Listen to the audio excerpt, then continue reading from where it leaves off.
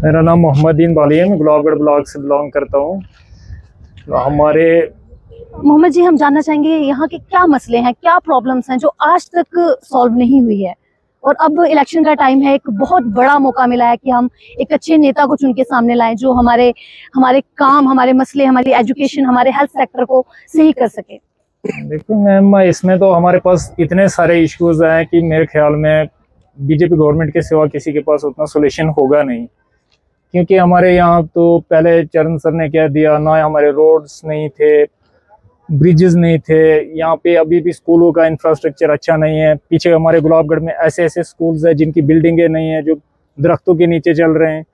तो मेरे ख्याल में इस टाइम जो हमारा यूथ है वो सब अगर उस गवर्नमेंट को सपोर्ट करे जो सेंटर से लेकर ग्राउंड लेवल तक होगी, एक स्ट्रीमलाइन सिस्टम होगा, तो बेहतर ये रहेगा कि हमारे बीजेपी के कैंडिडेट को यहाँ पे अगर जिताए ये लोग तो हमारा डेवलपमेंट भी होगा।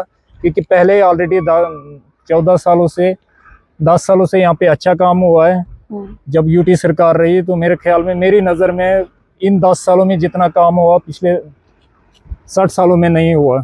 और उसके अलावा जो यहाँ के लोकल नेता रहे, हमारे मिनिस्टर रहे, उनसे यहाँ कोई ग्राउंड नहीं बना। आज भी अगर वो रैली करने जाते हैं तो लोग के घरों में या लोग के छतों पे रैलियां करते हैं। क्या यहाँ पे कोई स्पोर्ट्स स्टेडियम है?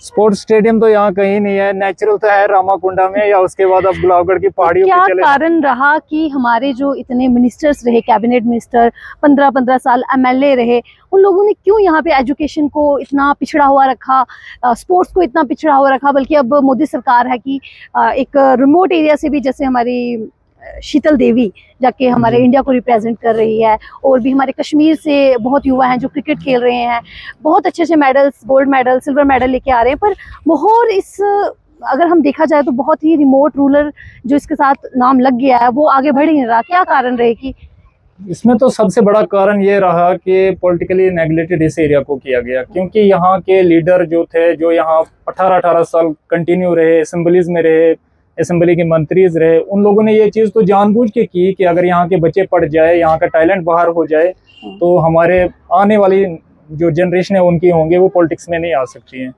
तो मेरे ख्याल में इस इलाके में इतना टैलेंट है कि पूरे इंडिया में जितना कूद के टैलेंट भरा हुआ, वो टैलेंट हमारे मोहर के अंदर भी है। और गुलाबगढ़, ये गुलाबगढ़ एक इतनी बड़ी महान हस्ती महाराजा गुलाब सिंह के नाम पे था, वो तब यहाँ पे आए हुए हैं। इसका मतलब कि इस एरिया में कुछ था खास, इसलिए नहीं तो महाराजा राजा आज हमारे यहाँ स्टेट, ये चीफ मिनिस्टर हमारे यहाँ पे नहीं आते। हमारे एमएलए यहाँ से इलेक्शन जीत के जाते थे और 5-5 साल मुड़ के वापस नहीं देखे मैंने। और यहाँ के एमएलए लोग हमारे जो है, आम जनता की यही तो चीज़ है कि जितनी उनमें इलिटरेसी रखी, वो लोग यही सोचते रहे कि ये शायद बैठे हुए हैं असेंबली में जाकर कोई हमारा काम करेंगे। लेकिन वो 5 साल उधर कहीं रहे, 5 साल के बाद फिर आकर बस यही चीज़ बोलते हैं, जनाब हमने ये करना वो करना, लेकिन होना यहाँ कुछ नहीं है।